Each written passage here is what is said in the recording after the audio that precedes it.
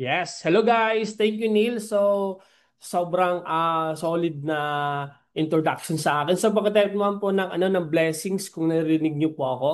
Kung loud and clear po ako, pakitay po ng blessings. All right. So yun.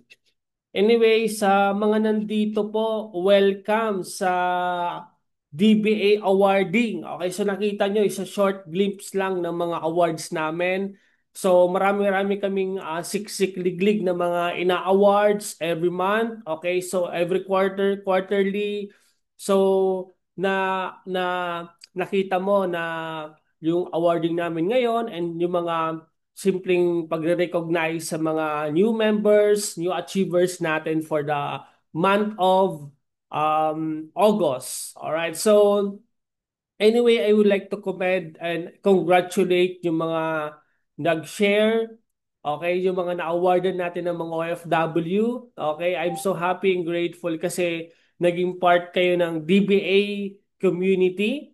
Alright, so thank you so much sa trust nyo. Alright, sa binigay yung trust sa amin.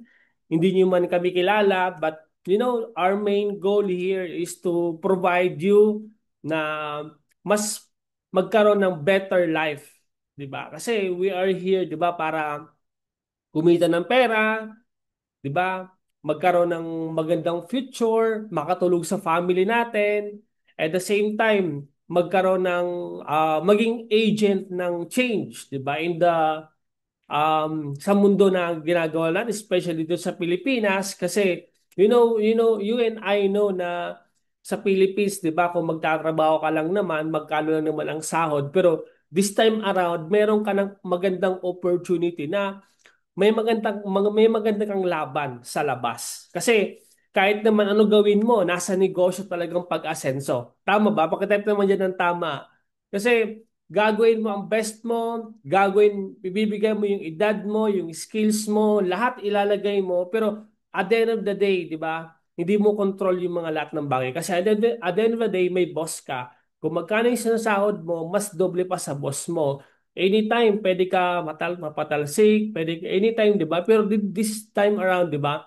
Meron kang sobrang gandang opportunity na sarili mong negosyo.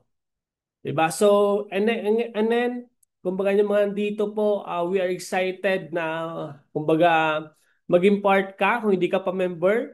Okay, maging part ka ng DBA Academy kasi we are very excited na maging part ka kasi marami kaming pasabog, maraming mga goals, okay? Etong DBA, it's a mission. Mission to ng bawat isa na nandito na hindi lang to small time, this is a big time, di ba, business. So anyway, before tayo matapos, meron lang ako sa inyong i-share dito sa inyo mga kapatid na mga pointers lang. Okay, so with that, short lang to na iyan ko sa inyo yun.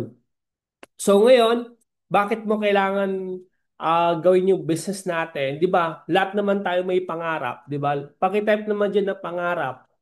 Alright, pangarap. Yan. Lahat ba may mga pangarap dito? Lahat ba may mga pangarap? So i-type mo diyan dreams, Tagalog, pangarap. Okay, so para maging reality yung pangarap mo, kapatid, ang pagbili po niyan is lakasan ng loob. Hindi pwede na gusto mo maging successful pero mahina ang loob mo. Hindi pwede na na hindi ka magdedesisyon sa sarili mo. Dapat ikaw pa lang meron ka ng desisyon sa sarili mo na gusto mo makuha yung pangarap mo. Ngayon, simple lang ang pagbili niyan. Ang pangarap po, hindi basihan kung anong magkano laman ng wallet mo. Hindi basihan kung anong estado mo ngayon. Ang basihan dyan, okay? Kung ilalaban mo ba talaga yan sa bandang huli. Kasi ang God, si God natin is, siya?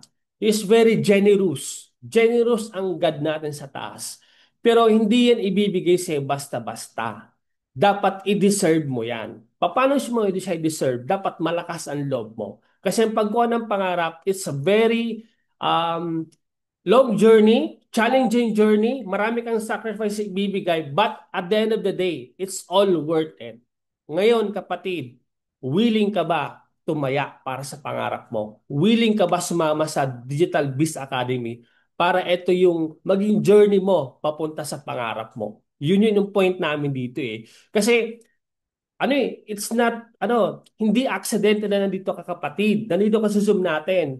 It's very timely. Bakit? Ang pangarap po, okay, is kailangan na mabilis kang mag-take action. 'Di ba? Kasi time is not on our side. Marahil ikaw, sabihin natin, bata ka pa, 19 years old ka. Pero kung titingnan mo yung mga magulang mo, they are not getting any younger. Ang tanong ko sa iyo, kailan mo lalakasan yung loob mo? Kailan mo gusto makabawi sa kanila? Kasi after 10 years, for example, 2018 ka, after 10 years, 28 ka, ikaw bata ka pa. At then, ang tanong, yung magulang mo ilang taon na. So, kailan mo gusto makabawi sa kanya? Kailan mo lalakasan loob mo na sumubok sa isang opportunity na pwedeng magpabago ng buhay mo? Di ba? So, i-type mo dyan, lakasan ng loob. Yan, i-type mo dyan, lakasan ng loob. Kasi marami ka na narinig na success story, okay? From rags to riches, any background, lahat, di ba? Walang ibang ginawa sila kapatid. Malakas ang loob nila sumubok. Di ba? Ang tanong ka sa'yo, ikaw, lakasan mo ang loob mo kapatid.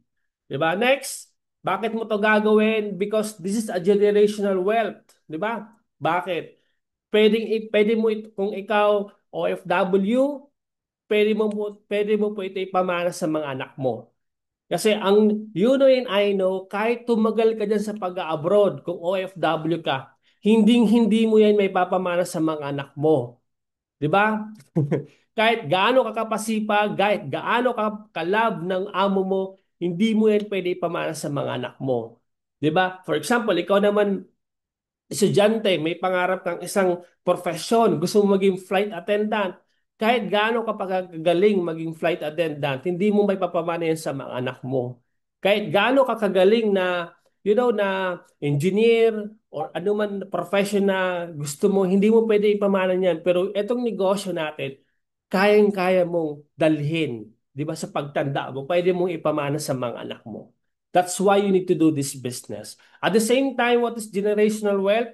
Eto na, this is the future, kapatid. Sinabi ko nga last sa seminar kahapon, the future starts right now. Hindi po mag-start ang future next month, next year. Because what you do today molds your future. What you do today, yan po ang mag-create ng future destiny mo. Ikaw yung nag-create ng destiny mo. Kaya right now pa lang, one of the best thing na gagawin mo, invest to yourself. Invest in asset, invest in business. Invest in your time. Bakit? Wala ka man pera ngayon pero marami kang oras. Wala ka man na pera ngayon pero you have, bata ka pa. Di ba? Pwedeng-pwede ka pa makapag-create ng wealth mo. Kaya one of the best thing is right now, you are investing the right opportunity this time. Diba? So, then last ko message po sa inyo kapatid, last na lang po ito. Okay? Kung mababasa mo yan ngayon, with God, all things are possible. Nakita mo lahat ng mga pinakita namin dito sa negosyo, marahil sa'yo, imposible sa'yo. Pero tandaan mo kapatid, sa'yo imposible, pero sa taas, walang imposible. Diba? So with that, basta ako, ang point namin dito, meron tayong Diyos. Nakakakita yung Diyos sa taas natin. So, yun na yun, I know, pag maganda yung mission namin, maganda yung goal na ginagawa natin. Kasi hindi naman kami tatagal ng 19 years kung hindi po magandang ginagawa namin. So, we've been for the past 19 years.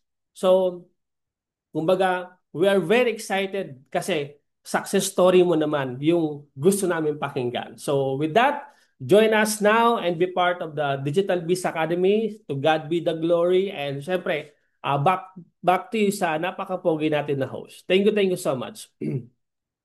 Ayun, maraming salamat po, mentor.